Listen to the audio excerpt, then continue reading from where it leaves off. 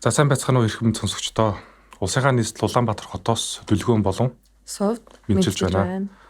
За өнөөдрийн подкаст маань Монстер хэвлэлийн газраас эрхлэн гаргадаг лидер подкастын маань 36 дахь дугаар болж гарч байгаа юм байна. Өнөөдрийн бидний ярилцах хөөрөлдөх номын нэр бол Тулааны талбарын тэлэлт хэмээх нэлээд он сонирхолтой ном.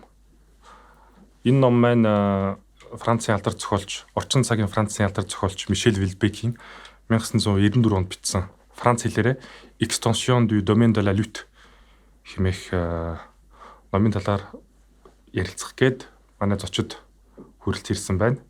За зочдоо танилцуулбал Франц судлаач Ананд буюу Facebook дээр Ананд Роны хэмээх нэрээр байдаг манай Ананд хүрэлц ирсэн байна. Сайн байна уу Ананд? Алтан ас холбооны гишүүн, кино урлаг сонирхогч, судлаач 9 чулуун байна. Хүрэлцэн ирсэн байна. Сайн байцгаана уу?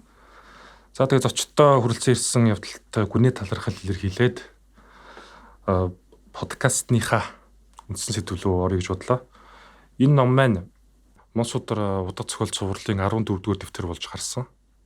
Бичвэрийн хувьд бол босод Францын зохиолчд юм уу сонгодог уран зохиол шиг уянгийн хэл уран сайхан төрсөл байхгүй. Илүү ёжлын үгтэй баг зэрэг хараалын үгтэй. Тэгээд хамгийн гол нь нэг тийм хошин шагийн мэдрэмжтэй хошин марзан байдлаар бичигдсэн илүү сонирхолтой. Тэгээд номын үйл явдлыг товч бөгөөд тодорхойгоор ярил нэг 30 орчим насны Францын Парис хотын мэдээлэл технологийн компанид ажилладаг нэг тийм IT инженер байгаа. Тэгээд тэр маань нэлээд сэтгэлийн готролд орчихсон, депрессд орчихсон. Тэгээ ялангуяа бусад одоо хуршүүттэйгээ хамт ажилладаг хүмүүстэйгээ нэлээд таарамж муутай. Одоо таарамж муутайч одоо яг нөгөө хүмүүс нь одоо гол дүрийн залуу хүмүүс тоодгүй жоохон зожиг гээд. Дээр нь эмэгтэй хүнтэй жоохон эмэгтэй хүнээс жоохон хол байдаг. Эмэгтэй хүнтэй харьцаж чаддгүй. Одоо эр хүнд эр хүний 13 мэх гэж байдаг болвол мань хүнд 13 мэх юм арга ганцхан ч байхгүй гэсэн тийм үг. Тэгээд энэ хүн маань ерөнхийдөө нэг сайхан өдөр компаниасаа томилт аваад хөдөө орон нутгаар аялдаг. Одоо ажлын томилт байдлаар жоо зөвлөгөөх байдлаар. Тэгээ явхдаа мань хүн ажлынхаа нэг залуутай хамт явж байгаа.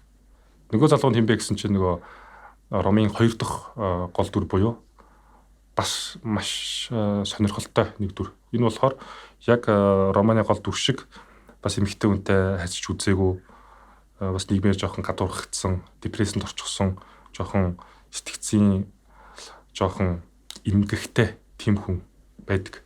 Тэгээд хоёр хүн маань хөдөөгөр аяллаа, вагоноор аяллаа, хоорондоо сайхан бүү халж ийн, урд сайхан пиав тавьчаад, цай тавьж агаад, кофе ууж агаад сайхан чипс идэх сайхан бүү хална. Бүү халахдаа гол дүрийн залуу маань нөгөө залууд хэлж штэ. За хөшөө одоо эмэгтэй хүнтэй ингэж харьцдаг юм аа. Ингүүл одоо нийгэмдээ байр суурь олд юм аа гэд одоо нөгөө хэрээнийхээ харийг гайхна гэдэг шиг ямар чадваргүй хүн одоо чадваргүй хүнд одоо хэлэх сүнж штэ. Яг иймэрхүү байдлаар өрнөж байгаад тэгээд гол дүрийн залуу маань бас хэлдэг. За эмэгтэй хүний асуудлаас гадна. За чи одоо өсвөр наснд авч үзээгүй тэр хайр, инрэл, хүндлэлийг чи хизээч одоо авах боломжгүй. Чи өөр хичээхгүй л болвол хизээч чамтай хүмүүсээ харьцахгүй, эмэгтэй хүн чамд одоо флирт хийхгүй ч үгүй юм уу, чамтай болцохгүй.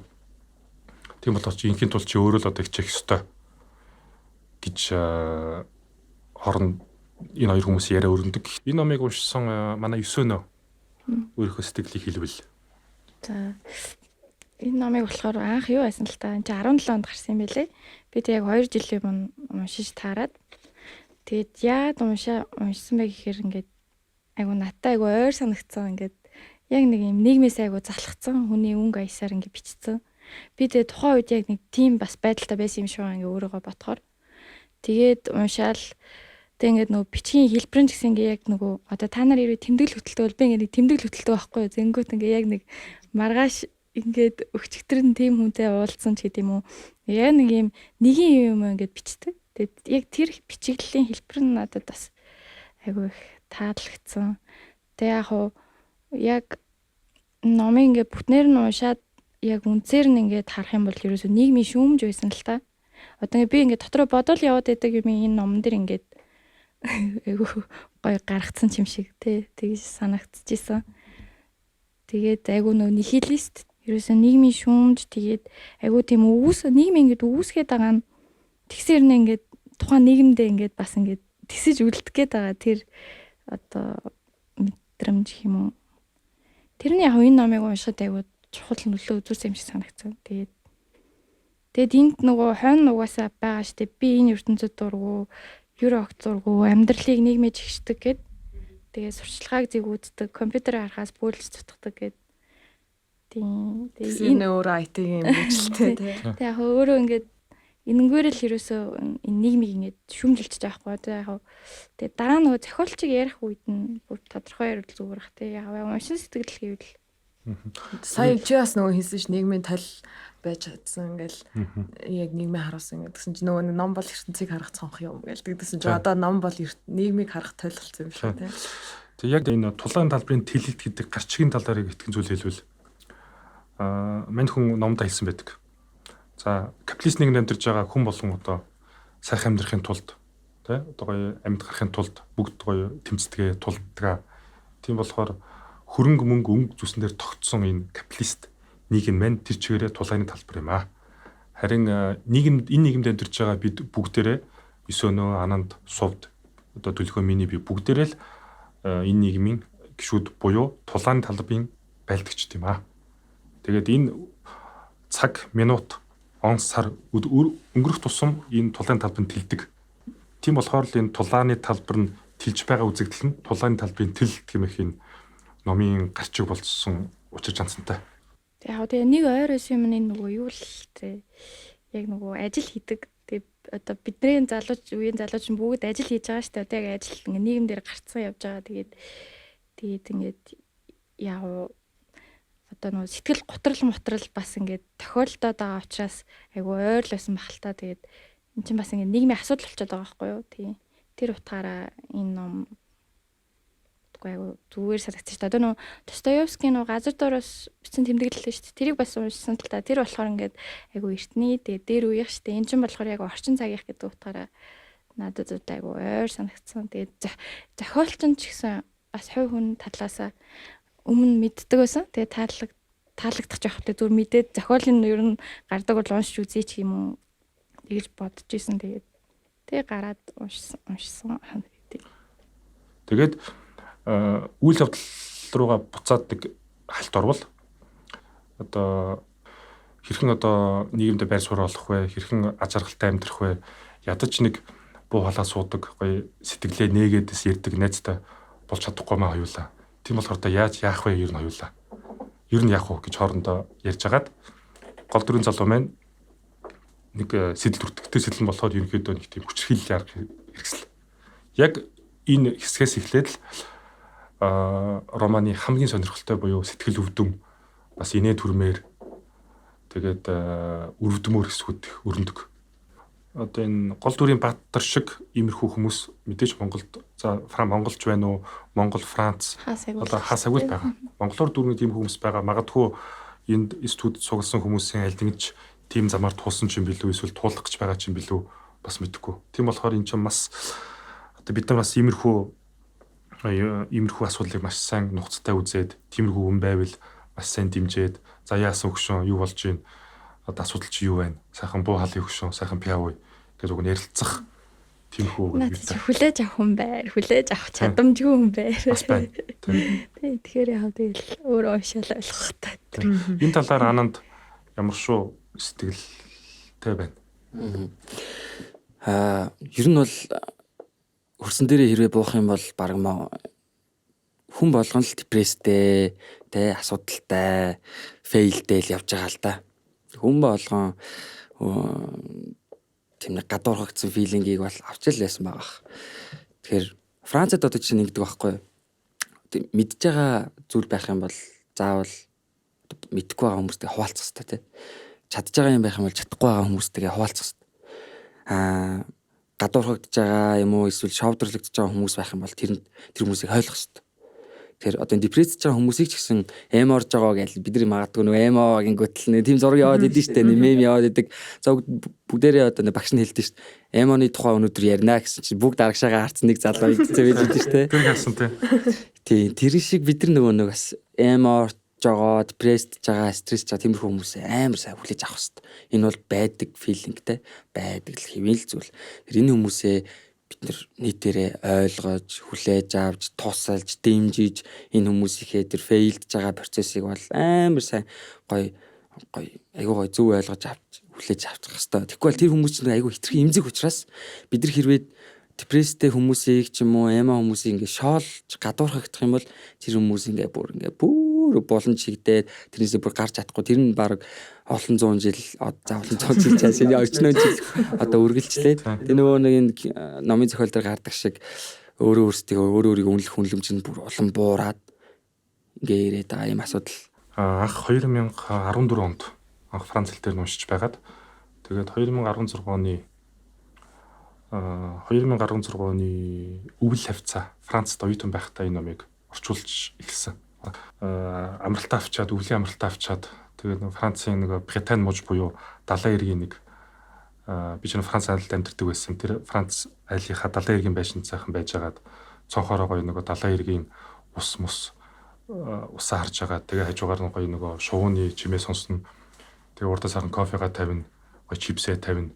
Тэгээд одоо хүмүүсийн ярьдаг шиг нөгөө ингийн дуугаа сонсоод, гунигийн дуугаа сонсоод бие нөгөө жоохон адиалаар ороод жагаад тэгэж их анх номоо орчуулад номоо дахиж уншаад номоо орчуулад орчуулах явцад ганц нэг тийм бодогдсон зүйл гэвэл ерөнхийдөө энэ бол нийгмийн тол юм аа, нийгмийн шүүмж юм аа. Тэгээ нийгмийн шүүмжийг яг иймэрхүү байдлаар бичвэл илүү залуу хүнд илүү хүрэх юм байна гэж ойлгос. Тэр юу вэ гэхээр Мишель Лебдэ ч гэсэн өөрөө ярилцлаганд хэлсэн байдаг. Аливаа нийгмийн шүүмжийг нийгмийг шүүмжлэх гэж байгаа номыг их тийм гомрохлын үхтэй, тунирхлын үхтэй уянгийн халилтай бичвэл нэг хүмүүст буухгүй. Харин ч илүү амьдрал дойр, амьдралын жишээтэй. Дээр нь баг зэрэг хараалын үхтэй. Тэгээд хошин мардсан үг хэллэгтэй. Тиймэрхүү байдлаар бичвэл олон хүмүүст хүрдэмэ гэсэн зохиолч юм нүг нь надад илүү бууж. Өөнөрөө тийм штэ. Бид нар чинь бас л хитрхи академик юм уу, хитрхи тийм альбом ёсоор яриад байвал бидэрт буухгүй. Харин иймэрхүү байдлаар бичвэл их буух юм биш үү гэж өөртөө бас бодож ирсэн. Тэгээ романы гол баатар хүүрнэгч маань бас саяхан одоо монголчуудын маань үзсэн, дэлхийд дахнаар үзсэн нэгэн киноны дүртэй их нэлээд холбогддог, бөгөөд нэлээд ойр. Тавар талгаж байгаа. Ямар кино вэ? Энэ бол мэдээж хүм болгоны үзсэн, хүм болгоны таалсан Жокер хэмээх киноны Жокертэй их зарим талаараа төстэй. Тийм. Бүгдээ үзсэн үү тэр кино? Бүгдээ үзсэн тий? Үзсэн. Энэ талаар манай Ананд киног үзсэн болвол Хэр санагдсан? ямар санагдав? Инхээр одоо ямар ч нийгэмд биш үү те. Одоо зожиг тусгаарлагдсан, одоо гадуурхагдсан те. Ийм хүмүүс бол одоо байдаг л та. Тэгэхээр энэ төрлийн тухай эхлээд нэг жоохон яриад тэгээ Жокерийн тухай та ярьж өгье гэж бодож байна. Тэгэхээр би яг энэ одоо ярилцлага чинь урагдаад тэгээд яг сэтгэл зүйч хүн дээр очиод яг энэ тухай асуусан байхгүй. Энэ хүмүүс яг яагаад ийм болчтой те. Шалтгаан юу гэсэн чи 3 төрлийн хүн байдаг гинэ. Тэгээ эхнийх нь болохоор яг өөрсдөө тийм одоо албаар ордог те. Албаар өөрсдийнхөө одоо ингээд зүг зүгээр байгаа юмыг жоохон хэцүү болгож хардаг, хүндрүүлж хардаг, өөрсдөө албаар тусгаарладаг, нийгмээс гадуурхаж гин гэж өөрсдөө боддог ч юм уу албаар төрөл. Хоёр дахь нь болохоор хүссэн хүсээгүй. Энэ нь болохоор тухайн орчноос шалтгаалдаг. Орчны нөлөөллөөс болоод одоо ээж аавын хүмүүжил, одоо сургууль орчны дарамтч байт юм уу, нийгмийн гадуурхалт те, ажлын байрны ч юм уу гадуурхалт. Гурав дахь нь болохоор зам төлөвтэй холбоотой. Өөрөөр хэлбэл энэ бол гентэй холбоотой. Энийг бол өөрчилж болохгүй. Энэ бол бүр тэгээ удамшицсан те. Тэгээ ийм төрлийн гадуурхалт одоо тэр багаасаа бүр ингээд тэгээ төрцөн гэсэн. Одоо манайх нэг нээ төрцөн гэдэг нь шүү дээ те. Төрцөн амьд, төрмөл амьтан гэдэг нь шүү дээ. Ер нь бол тэр шиг ийм 3 төрөл байд юм яг шинжлэх ухааныхаа үүднээс. Тэгээ манай Жокер киноны үүднээс авч үзэх юм бол гол дүрийн залуу маань угаасаа яг энэ кино бол яг 1981 оны одоо Gotham City гэдэг юм хотод бол явагдсан кино л доо. Тэгээд гол дүрийн залуу маань Артур Флек маань болохоор одоо сэтгэл мэдрэлийн сэтгцийн асуудалтай эмэгтэй. Дээрээс нь яг тухайн хүний мөрөөдөл одоо жүжигч одоо комедиан те илэглэгч болох мөрөөдөлтэй. Дээрээс нь одоо хүмүүсийг одоо инээлхийг тэгж маш их хүсэж мөрөөддөг. Тэгээ тухайн хүний зан чанар бол бас л нөгөө яг одоо Мишель Уилбекийн зохиол дээр гарч байгаа шиг нийгмээс тусгаарлагдсан, зоожиг, хүмүүстэй хайрцахгүй, өөрөөр хэлбэл нийгэм шиг. Тэгэхээр хүний хамгийн хэцүү мэдрэмж юу вэ гэж та хэдээс асуумаар байна л да. Юу вэ? Хүний хамгийн хэцүү мэдрэмж. Энэ бол ганцаардал тийм ээ. Хамгийн хэцүү мэдрэмж. Тэр хүн нэг ингээ амьдарч байгаа тохиолдолд хүний чухал зүйл нь л харилцаан дээр тогтдог гинэ. Тэр бид нөгөө нэг ганцаардсан тусгаарлагдсан хүмүүс маань болохоор харилцаандаа дандаа асуудалтай доголдолтой байдаг. Өөрөөр хэлбэл хүний хоолны, байрны үндсэн хэрэгцээ маань хангагдаад байгаа ч гэсэн найз нөхөд байхгүй, хайрлж дурлах хүн байхгүй, тий? Зовлонгоо хуваалцах нөхөд байхгүй. Тэгэхээр ийм асуудалд орсон хүмүүс маань өөрөөр хэлбэл сэтгцэн асуудалтай депресстэй болоод байгаа шалтгаан бол энэ байт юм байна. Манай Жокер маань юу яадаг? Одоо гэртээ ирээд гэр бүлийн статус гэх юм бол ээжтэй амьдардаг ээж нь одоо Францаар бол малад гэдэг байгаа штэ өвдсөн байдаг. Тэр гэр бүлийн асуудал ерөөсө тогтворгүй. Ажил төрөл эрхлэх гэхээр ажилласаа гаргадаг, хүн болон гадуурхагддаг. Тэр сэтгэл зүйн юм хэцүү мэдрэмж ингээд байнга аваад байдаг. Тэр энийг яг юунтай холбож тайлбарламаар юм бэ гэхээр нөө сэтгэл судлалын салбар дээр ийм байт юм байна л да. Дутуугийн мэдрэмж гэж байдаг. Альфред Адлерийн мэдэн тий. Тэр хүн багасаа одоо нөгөө дутуугийн мэдрэмжийг аваад өсчөөрөө том болсон ч тэр ингээд даагаад байдаг. Дутуугийн мэдрэмжээ гэдгийг одоо тайлбарлах юм бол хүн нөгөө нэг баг насанд хүүхэд чинь хайр халамж, анхаарал бүх тэр сайн сайхан юмыг авч тээж өсөөд тэгээд тэр нь одоо хүүхдийг ирээдүйд ямар хүн болохыг одоо хүүхд байхад нь тарьж өгсөн тэр одоо үр шимэн байгаа хгүй. Тэнгүүд том болоод тэрүүгээрээ ингээд өөрийгөө хой хүний үнэлэмж нь тэр бүгдээс шалтгаалдаг. Тэнгүүд тэр дутуугийн мэдрэмжтэй болоод өсчих өөрөө нэг тийм хоосон хүүтэн хүндийн нэг мэдрэмж цээжинд нэг үргэлж буглаал. Тэгэл яг нэг л юм дутуу, нэг л юм болохгүй, нэг л болж өгөхгүй тийм л юм болоод байгаа л та.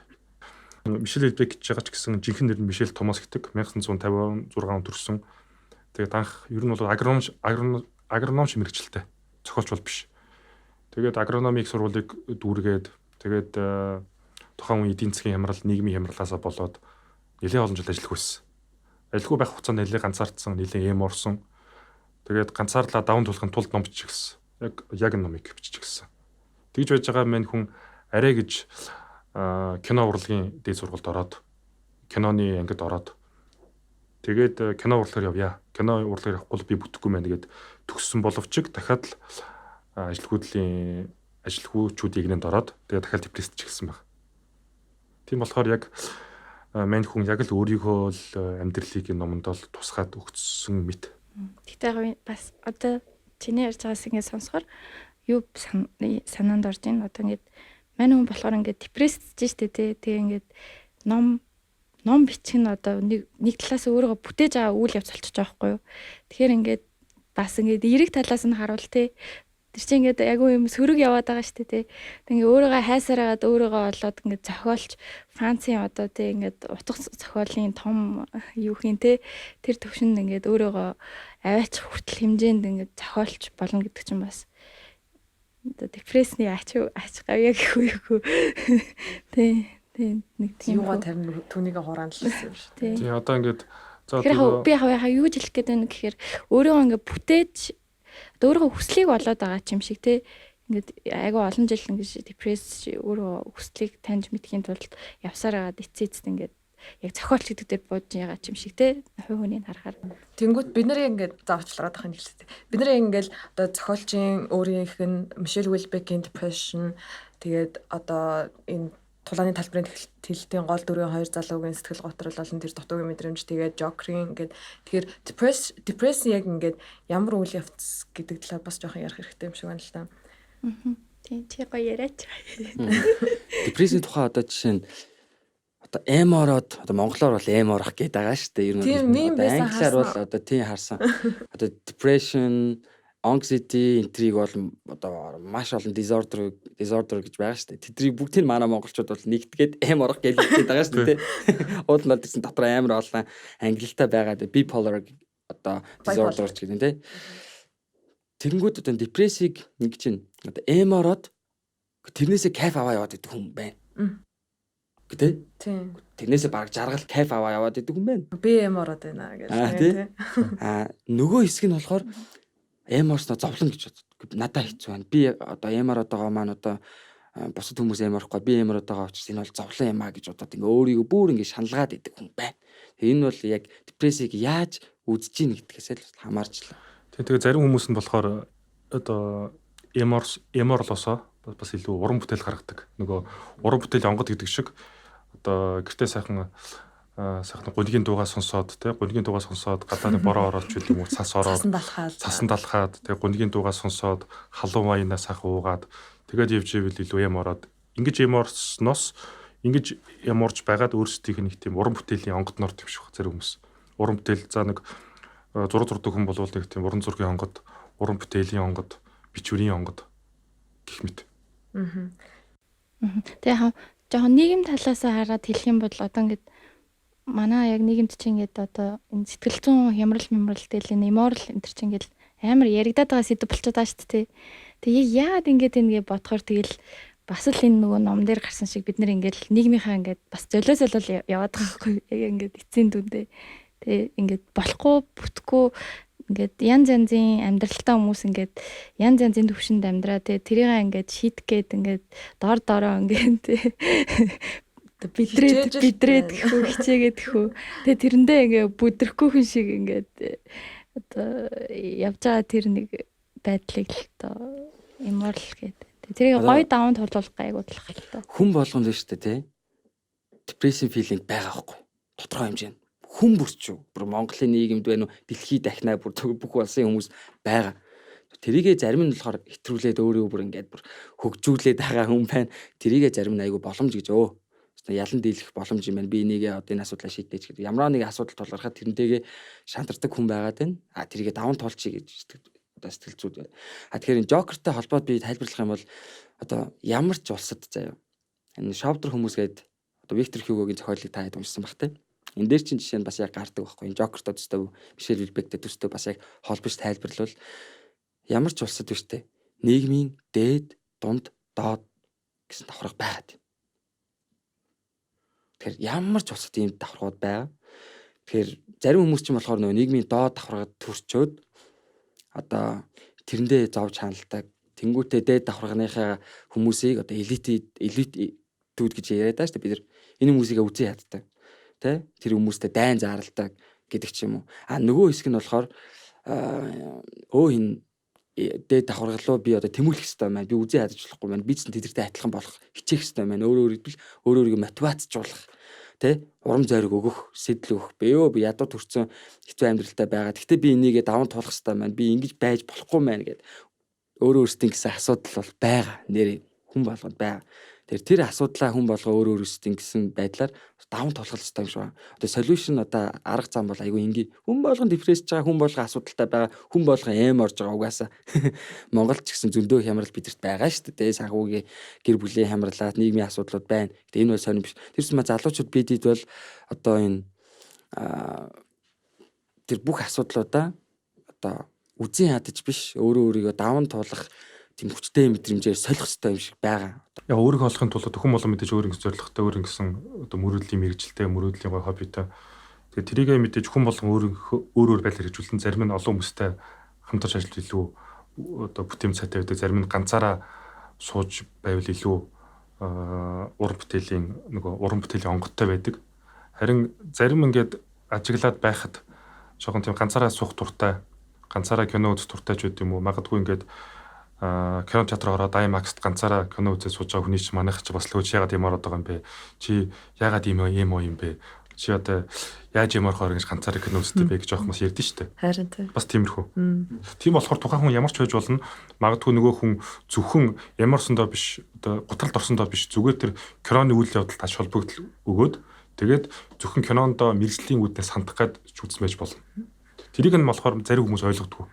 Яг тиймэрхүү л нэг тийм нюансыг л энэ Вилбек маань номондоо л оруулсан байгаа. Нийгэмд одоо ийм хүмүүс ингэж амьдардаг, киног олоолаа үздэг, юмыг ингэдэг, тэгдэг гэсэн нийгэмд хүллээнд нийгэмд ингэж суусан хөвшмөл ойлголтоос гадуур байнгут өөчи яагаад ингээл одоо нөгөө 10 жилийн хүүхдүүд тэр нөгөө эм хурлын тухай ярина гэсэн чи хойшоо бүгдээрээ харддаг гэдэг шиг. Тийм тэрнээс гадуурх байдлыг ч гэсэн хүлээн зөвшөөрөө тийм open minded юмыг хүлээж авдаг сэтгхүүтэй ойлгохгүй байгаа зүйлээ үзэн ядах буруу шахах биш яг. Одоо ингээд өөрт нь гай болоогүй л бол нөгөө хүн одоо ямар шашинжлэгтэй байна, улс төрийн үс бодол нь юу байна?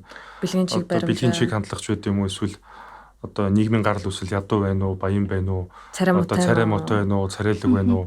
Хөвлийн булчинтай байна уу, эсвэл туранхай чүрэнхий байна уу? Хамаагүй.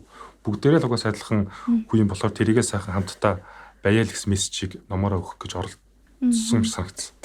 Би энийг яг өөрийнхөө биеэр харсан байхгүй Францад. Тийм үү. Кино театрт ингээл яваад орно штэ тий. Тэнгүүт ингээд хаасайгүй гав ганцаараа сууж байгаа хүмүүс зөндөө байсан байхгүй. Ингээ манай Монголд ч юм бол тийм байхгүй штэ тий. Гав ганцаараа ингээ хүмүүс сууж исэн байхгүй. Тэгээ би анзаарч исэн байхгүй. Хүмүүс их ганцаараа байж ин яагаад. Тэгээд одоо ингээл манахаар бол одоо паб юм да. Одоо нөгөө террастаа ингээл кофе шоп ч юм уу ингээл ресторан биш те. Тэрний гадаа ингээл Францууд гав ганцаараа вино ууцсан, кофе ууцсан сууцгааж идэх байхгүй. Гэхдээ манай Монголд ч юм бол тиймэрхүү юм харах юм бол сонир шүү дээ. Одоо нэг ингээ паб дотор нэг гав ганцаараа пив ууцсан сууж байгаа юм бол хараал энэ ямар ганцаард нөлөөхөр байж юм эмо ч юм бид нар хүлээж аавгүй те. Гэхдээ Францад бол тийм үуч байсан уу гэхээр байсан байхгүй. Одоо 1789 оны хувьсгалын өмнө бол бас Францууд маш их нэг гадуурхдаг, нэг шоолдог, баян ядуун ялгаа ихтэй. Тэгээ дээрэс нь баячууд нь ядуучуудаа одоо тоохгүй, тэгээ ядуучууд нь хүртэл ингээд. Тэгээ тиймэрхүү нөхцөл байдал яг Монгол шиг нөхцөл байдал Францад байсан уу гэхээр байсан. Тэгээ энийг яаж гаргаж ирсэн, яагаад байхгүй, өнөөдөр яагаад Францад энэ явдалтай ялгарлан гадуурхалт байхгүй байгаа юм гэхээр одоо соён гэгэрэгчтэй одоо ачаар тий одоо нөгөө философчод одоо нөгөө нэг номын зохиолчид ч өөрсдөө нийгмийг хатуу үннээр шүүмжилсэн тэгээ тэрний ачаар Францууд өөрсдөө соён гэгэрч эхлээд тэгээ өнөөдөр бол тэр ингээд хэдэн зуун жилийн дараа өнөөдөр тэр байхгүй болж байгаа зүйл тийм учраас одоо байхгүй болсон гэсэн. Яг үн дээр яг Анди яриан дээр нэмэлт үг хэлвэл ингэсэн байгаа. Тухайн үед чинь Францын хувьсгал болохоос өмнө Францын хаан тулс байсан баян ядуугийн ялгаа одоо туйлдаа өрчгсөн байсан. Ядууч одоо баячууд нь ядуучуудаа дээрлэгдэг хүмүүсийн харилцаа нэг тийм манаатан шиг болчихсон. Иймэрхүү хар бараан цаг үед хувьсгал гарахаас нэг 30-40 жилийн өмнө Парисын одоогийн Парисын 6 дахь дүрт байдаг нэг Прокоп гэдэг кафе байд. Манайхаар одоо гоо пиавуудаг паб гэсэн үг. Одоо хамбрауч байд юм уу, репабликч байд юм уу. Тиймэрхүү газар нэг хэсэг залуус цуглараад за манай нэг арай болохгүй байна. Францууд арай болохгүй байна. Нэг л биш ээ. Ер нь хэдүүлээ нэг юм арай л болохгүй. Нэг арай болохгүй. Хэдүүлээ нэг юм хий. Одоо магадгүй философи бичи, уран зохиолоо бичи. Эдикийн асуудлыг хөндөөл тиймэрхүү юм одоо эсэмс бичи гэд нэг хүмүүс цугласан. Тэгээ орой болгон нэг тийм гурван залуус байнга цуглараад итгэсэн. Тэгээд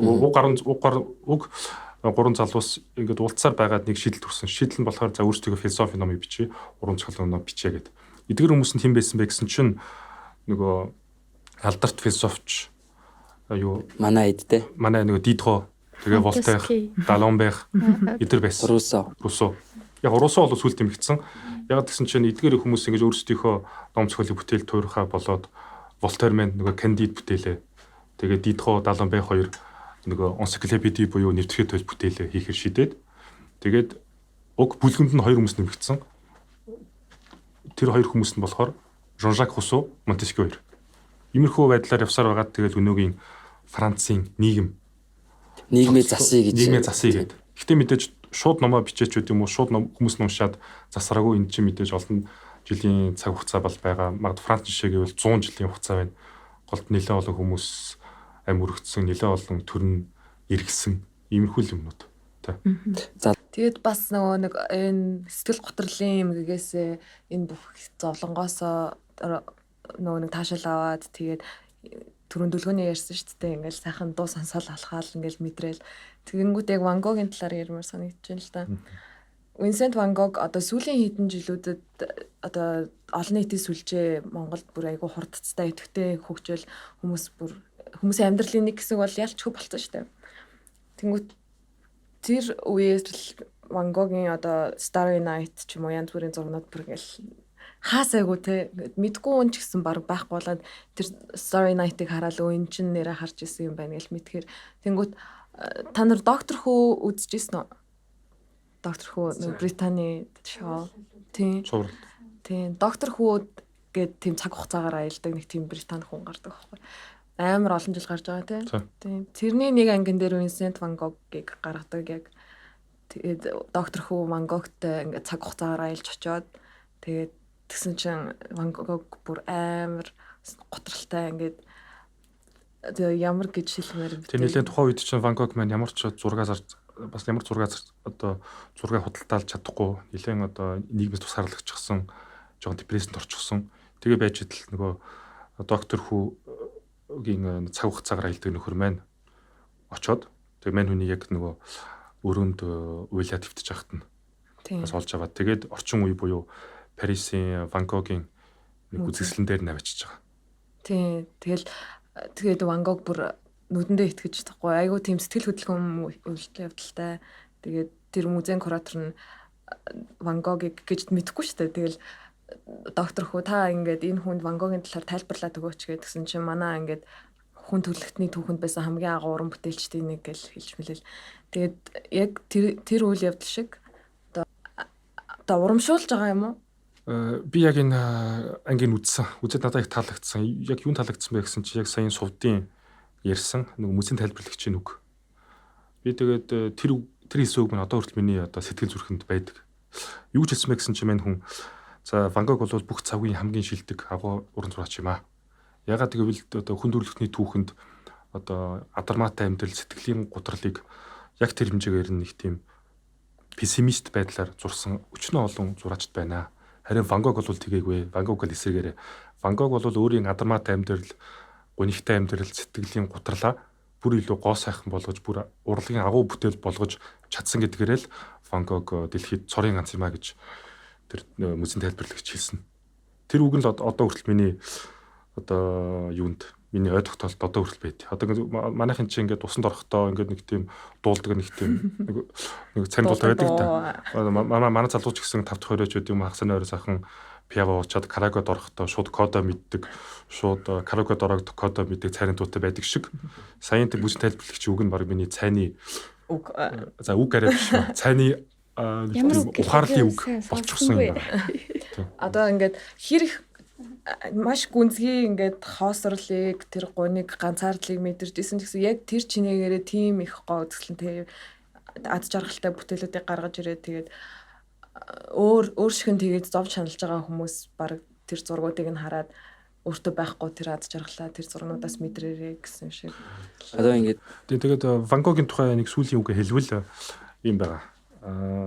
Van Gogh маань нөгөө мөсийн тайлбарлагчийн хэлдэг шиг адармаатай амьдрал одоо гунигтай амьдралынхаа илэрхийллийг бүр илүү урлагийн агуу бүтээл болгож чадсан гэж хэлсэн. Гэхдээ мань хүн үхэн өгтлөөл тэр адармаатай амьдралтайгаа байсаруугаал өгсөн. Яасан бэ гэсэн чинь мань хүн өөрийгөө амиа орлох гээд нэг цээжин тус хэсгэндээ буудсан. Буудаад тухайн үедээ шууд одоо нас бараагүй эмнэлэгт хүрэгдээд тэгээд эмнэлэгтээ 20 цаг шаналж байжгаад амьсгал хураасан. Амьсгал хураахтаа түүний төрсөн дүү Theo Van Gogh нь ирчихсэн байсан. Тэгээд Van Gogh-ийн яг амьсгал хураахаас хэлсэн сүүлчийн үг нь болохоор Франц хэлээрээ La tristesse dura toujours буюу одоо уйтгар гуниг мөнхөд үргэлжилнэ гэд хэлсэн. Яг нас барахаас өмнө. Уйтгар гуниг үрд үргэлжилнэ. Тэрийг болохоор амар үгэн те. Яг эмнэлэгт ингээд одоо бурхан болох гэж твтэж байхдаа өөрийнхөө төрсөн дүү Theo Van Gogh хэлсэн байдаг. Тэнгүүт тийм Van Gogh-ийн амьдралд ч гэсэн ойр дотны зовлонгоо хуваалцах, ярилцах ер нь ингээд хийний ч гэсэн амьдралд хүн бүрт яг тэр дотоод өнөөдөр ингээд ямар байв ямар мэдрэгж ийн ойрд ер нь хэр байна гэж одоо сэтгэл зүйчдэр очихоор нэг тэгдэг юм шиг биш зүгээр ингээд гэр бүлийн ч юм уу дотны хүмүүстэйгээ орой гэртээ хараад хин ч гэсэн ингээд гэртээ оронгууд ингээл өө за сайн уу юу байна өнөөдөр хэр байв өнөөдөр гэж ярилцах бол хамгийн чухал юм шиг. Тэгжиж хүн яг хүн хിവэрээ одоо тэм хүнлэг хэсгээ авч үлддэг байх л та. Хүнд нөгөө ярилцах зүйл дутснаас болоод одоо Van Gogh ч бас яг нөгөө нэг ганцаардсан зожгорсон тэгэл бүх энэ филингүүд үүссэн гэж хэлж шүү дээ. Би Францад сая 3 жил сураад төгсөөд Тэгээд Францад яг сэтгэл зүйчдэр очсон байхгүй. Депресстэй би ч яг бас хүний нутагт гав ганцаараа удаан амьдрангууд чинь ярилцах хүн байхгүй, зовлон чинь гуйныг уйдгар гуйныг тэ хичээлээ дийлэхгүй, жугаар нь ажиллахийн тэгэл виз бүтэхгүй ч байт юм уу, зөндөө фейл бол гарч ирж байгаа юм чинь. Тэгэл тэг ингээд ярилцах шиг яг тийм чинь Монгол залуучууд байхгүй. Франц хүмүүстэй чинь залуучуудтай ярих гэхээр бас нэг таарж өгөхгүй, ойлгохгүй тэр хүмүүс чинь тэ. Тэгээ сэтгэл зүйчдэр очсон байхгүй. Тэгээ Монголд бол сэтгэл зүйчдэр ингээ ичингүү чи маа сэтгэл зүйч чинь бол зөвлөгөө өгдөг шүү дээ. Ингээл заа чи одоо инг сонсож те одоо чи тэг одоо чи ингээ одоо чи ингэх хэвээр тэгх хэвээр гэл ярил. Тэгсэн чи Франц сэтгэл зүйчдэр ингээд 2 удаа очсон байхгүй. Тэгээ эхний удаа ингээ очсон чи 30 минут наваа яриулж ба. Би үнг яриалсэн заяа. 30 минут би ингээл хамаг ингээл проблем яриалаа гаш. Тэгэл урсгаал баг. Ойлгох нь холгүй ингээл ярьж байгаа байхгүй. Нөө яма филингүүдээ гаргаж байгаа шүү дээ дотроос. Тэгээ 2 дахь удаа за одоо яах вэ гэж зөвлөгөөгөө сонсгосон чинь за чи дараагийн удаа ахиа хүрээд ирсэн байхгүй. Тэгээ 2 дахь удаа ахиа яваад очсон чинь ахиал за ахиа ярих гэсэн байхгүй. Тэгэл би ахиал ч та 30 минут ахиал яриалс. Тэгэл би нөгөө зөвлөгөөгөө сонсохгүй л байгаа шүү дээ аминдаа. За одоо надаа ямар зөвлөгөө өгөх юм бол. Тэгээд тэгсэн чинь за одоо дараагийн цаг дээр ахиад 3 дахь удаага ирэхгүй тэгэхээр би гайхаад уурлаад. Үгүй яагаад миний зөвлөгөө хаана байна те? Яагаад надад зөвлөгөө өгөхгүй байгаа? Би одоо яах ёстой юм бэ гэсэн чинь би чам зөвлөгөө өгөхгүй шүү дээ гэсэн байхгүй. Тэгээ яаж байгаа юм гэсэн чинь одоо нэг Зигмунд Фройд гэдэг нөгөө сэтгэл зүйч байгаа сэтгэл судлаач байгаа шүү дээ тий. Тэр тэгж хэлсэн гэж хэлж байгаа байхгүй. Хамгийн сайн терапи тий Сэтгэл заслал эмчилгээ бол зүгээр гарах дотроос ярилцах. Өргөлбөл тийм шийдэл бэлтгэл бол байхгүй. Зүгээр л ярих хэрэгтэй. Тэр зөвлөгөө бол өгөхгүй гэж аахгүй. Тэр хүн өөрөө ингээл доторхоо уудлаад ярих гараад ингэхээр тэр нөгөө бүх асуудлынхаа проблемынхаа нөгөө solution олт юм айл. Тэр хүн бол өөрөөр хэлбэл би тэг шууд бигж амж. За окей. Надад бол сэтгэл зүйч бол хэрэг байхгүй юм. Би надад бол амар сайн найз хэрэгтэй байна. Энэ бол хамгийн сайн терапи юм байна. Тэгэл тийм байгаа л да. Монгол төврээд ирэнгүүч монголчин байгаа. Францад л байхгүйсэн болохоос тэнгууд чинь бол хүн хамгийн сайн найзтайгаа ч юм уу гэрийнхэнтэйгээ бүр сэтгэлээ бүр илэн талангуу хүнд л ер нь тийм илэн талангуу бүр уйлаад яртал тэгж ингэж доторх тэр депрессних эмо мэдрэмжүүдээ гаргаж ярих хүн хэрэгтэй байт юм шиг байна. Тэгэл юусоо ингээл цаашаа үргэлжлүүлээл нөгөө нэг тулааныхаа талбар дээр нийгэмдэр хатуу нийгэмдээ халцаал явж байгаа юм шиг байна. Хажуугаар нь бүр сэтгэлээ онгоотл ярилцах тийм нэг хүн заавал байх хэрэгтэй юм шиг байгаа. Би бол энэ дээр яг өөрийнхөө биеэр ингэж туулж ийсэн л да. Харин яг энэ одоо ярилцах боломж маань одоо номын гол дүрд маань л одоо заяасангүй тэгч. Харин тийм. Харамсалтай. Заяасангүй. Гэтэ түүний ингээд энэ ном дээр гарсан тэр заяагаагүй амьдралаар бид нар ийм сурч авсандаа бас түнд баярлах хэрэгтэй байна. Тулаан талбын хэлэлтийн хүүрнэгчийн тухайн бас нэг зүйл хэлвэл мань хүн номонда бас өөрийгөө нэлээд тодорхой бөгөөд үнчээр хэлсэн байгаа. Юу гэж хэлсэн бэ гэсэн чинь за номын хэсгээс уншвал за амьдралдаа би олон бүсгүйтэй учирч явсан. Гэхдээ балентайнч удаан хугацаанд үргэлж үзээгүй. Ягаад тэгэхээр би олигтой зүс царай би хаа байхгүй. Тийм болохоор эмэгтэй хүн намайг ерөөсөө тэг сонирхсон нүдээр хардггүй. Нөгөө хайр шингээсэн харцаа хардггүй гэдэг шиг сонирхсон нүдээр хардггүй. Ямар ч эмэгтэй намайг нүднийхээ булангийн 0.0001 барьж хардггүй гэж номдо бичсэн байдаг.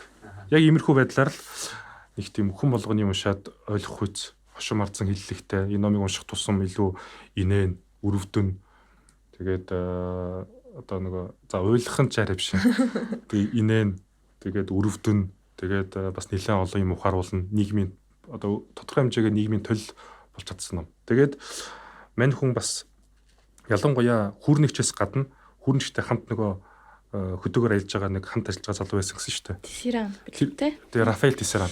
Энэ бол маш өрөвдөлтэй бас дүр. Одоо ингээд номыг ингээд уншаад ингээд явхад ягаад ч юм тэр дүрийг л хөрвддөг. Бүр очоод за мөрөн дээр нь алхтаад за хөшөө бүх юм гайг болно. Хизээ нэгэн цагт чамайг хайрлах, хүндэтгэх. За хайрлдгүй маяг зүгээр хүндэтгээд чамтай нэг хамт пиа уугаад суух хүн гарч ирнэ гэд бүр тэрмээр санагтал. Вилбек маань бичсэн байдаг. Чи ингээд өөр хамт яваад пиа ууж болохгүй юм уу? Тэр миний урд тийм хүн байсан бол яг л тэгхэл байсан байх гэж. Тэгээ эндээс бас би нэг анзаарсан юм нь одоо ингээд энэ чинь ингээд эдийн засаг одоо амар тийм эдийн засаг нь хүчрэг болцсныг тийм нийгэм яваад байгаа шүү дээ. Одоо Францын нийгэм гээд яг Монголоо бас жоо ярих хэрэгтэй хаа. Тэгтээ яг эхлээ зүгээр яг уншсан ном талаас хэлэхэд энэ нэг тийм эдийн засгийн нэг систем яваад байгаа. Тэнгүүд нөгөө талд бас ингээд нэг юм ёс зүйн одоо нэг жоо морал тэгээд нэг тийм соёлын нэг тийм систем ингээд хооронд ингээд хэлбэлзээд байгаа байхгүй энэ номын ингээд бүхэлд нь харахаар. Тэнгүүд энэ дундаас яг юу харагдаад байна гэхээр ингээд ерөөсөө хайр устцсан юм шиг те ерөөсөө ямар ч хайр байхгүй. Эмэгтэй эрэгтэй хүмүүсийн хооронд зүгээр ингээд салжилт байдаг, нийлжилт байдаг. Нөгөө нэг тэр амар хүн төрлөختний яриад байдаг тэр хайр нь үнэхээр байна уу? Одоо бидний одоо энэ амьдраад байгаа нийгэмд те. Тэр ингээд амар асуулт болж бас надад ингээд үлдсэн юм шиг санагдсан. Тийм. Яг зөв. Яг энэ Мишель Вилбек маань номондоо харилцааны либерализм гэсэн цоо шинэ гаргаж ирсэн байгаа. Энэ юу вэ гэхээр одоо капиталист нийгэмд баян хоосон гэсэн хоёр одоо хүмүүс байна. Баян хүмүүс нь бол мэдээж одоо цалин мөнгө сайтай, хөрөн мөнгө сайтай, олон машинтай, том байранд амьдардаг. Тэгээд ядуу хэсэг болохоор арай гэж талхрын олоо олдог, арай гэж амьдардаг. Яг энэ шиг харилцааны тал дээр бол яг адилхан. За нэг бие хаа зарим зүйл сайтай, албан тушаал сайтай тийм хүн амар олон эмэгтэй хүнтэй уулздаг, эмэгтэй хүмүүстэй дэйт хийдэг, болцдог. Тийм байдаг. Тэрний хажууд нөгөө жоохон би хаа царай зүс муутай, жоохон фейл гардаг. Тэгээ жоохон би хаа царай зүс муутай нийгэмдээ ад үзэгдэг, зожиг тийм хүн болохоор яаж чичээгээд одоо яаж физт яваад яаж ч өөрийгөө хөгжүүлээд охинтой болцож чаддгүй. Баян гэдэг байгаа нь царайлаг тийм хинч харсан царайлаг гэж хүмүүсийн нүд татдаг нөгөө ядуу гэдэг байгаа зүгээр ингээл л хүнийг одоо жишээ нь тулааны талбарын тэлтэн гол дүрийн залуучин IT инженер шүү дээ. IT инженерүүдийн чинь ингээд нэг тийм нэг гиг гарал гэж боддог. Одоо уншаал IT-ийн инженер гэл тэнгүүд энэ нэг тийм хинхэг гар байна даа л гэж бодохоор байгаа. Тийм болохоор сая миний ярьсан харилцааны либерализм гэдэг онол нь номонд бичигдсэн зүйл юм байна. Мань Мишель Вилбек хүн өөрөө номдоо бичсэн. Тийм болохоор бас ийм болохоор одоо дүлгэн хувь хүн өөрийнхөө байдлаас хэлээгүй энэ одоо номын л нэг хэсэг юм байгаа. Энийг унших болгонд зарим хүмүүс нь дургуун нөрн, зарим хүмүүс нь ямар сони бичтэй юм, ямар бабай бичтэй юм, ямар одоо задарсан гарвал гэж боддог юм шиг байна. Нийгмийн зорилго бол бид нар депресд байгаа тэр хүмүүсийг хамгийн түрүүнд их ойлгох хэрэгтэй. Тэ?